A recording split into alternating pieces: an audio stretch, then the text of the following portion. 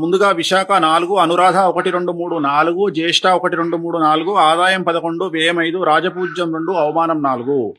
ఈ సంవత్సరము శని యొక్క బలం పూర్తి స్థాయిలో కనిపిస్తా ఉన్నది. అలాగే గురువు, రాహు, కేతువుల బలము సంపూర్ణంగా మీపై ఉన్నది కాబట్టి, దృష్టి మంచిగా ఉన్నది కాబట్టి, అనుకూలంగా ఉన్నది కాబట్టి ప్రతి రంగంలో వారికి పట్టిందల్లా బంగారంగా ఉంటుంది.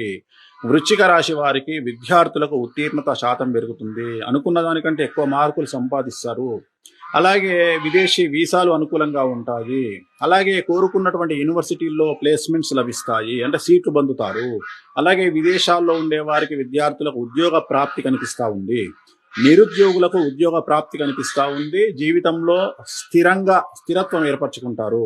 అలాగే ఉద్యోగస్తులకు పై అధికారుల మన్ననలతో పాటు కోరుకున్న చోటికి బదిలీలు మరియు ప్రమోషన్లు ఏర్పడతాయి.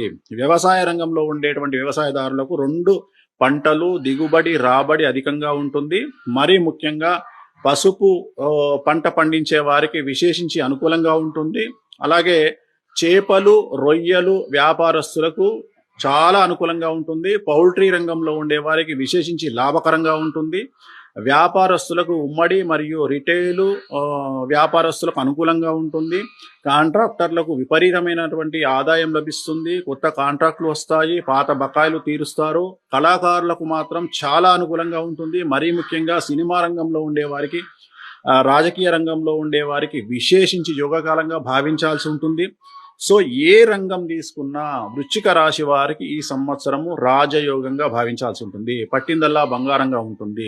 మరీ ముఖ్యంగా స్త్రీలకు అనురాధ నక్షత్రము, అలాగే విశాఖ 4వ పాదం వారికి చాలా చాలా చాలా అనుకూలంగా ఉండబోతా ఉంది. కళాకారులు కానీ, క్రీడాకారులు కానీ, సో ఏ రంగం వారైనా సరే చాలా చాలా అనుకూలంగా ఉంటుంది. ఇప్పుడు నేను చెప్పినటువంటి నక్షత్రాల వారికి పూర్తి స్థాయిలో అనుకూలంగా ఉంటుంది. సో కొత్త కొత్త పనులు ప్రారంభిస్తారు. చాలా గొప్పగా కలలు కనండి, కలలను నెరవేర్చుకోండి. మీరు ఎంత గొప్పగా కలలు కంటారో కనండి, చాలా అనుకూలంగా ఉంది. ఏ రంగంలో ఉన్నవారైనా సరే 1కి 10 అడుగులు ముందుకెయ్యండి, వెనక్కి తగ్గకండి. కానీ తొందరపాటు నిర్ణయాలు తీసుకోకండి, ఇగోలకి వెళ్ళకండి. ఈ రెండింటిని తగ్గించుకుంటే జీవితంలో చాలా చాలా పైకి వెళ్తారు. ఈ సంవత్సరం అనుకున్నదే తడువుగా మీ ముందుకు వెళ్తారు. పట్టిందల్లా బంగారంగా ఉంటుంది. సో వృశ్చిక రాశి వారికి 2026వ సంవత్సరం అనేటువంటిది మహారాజయోగ సంవత్సరంగా భావించాల్సి ఉంటుంది.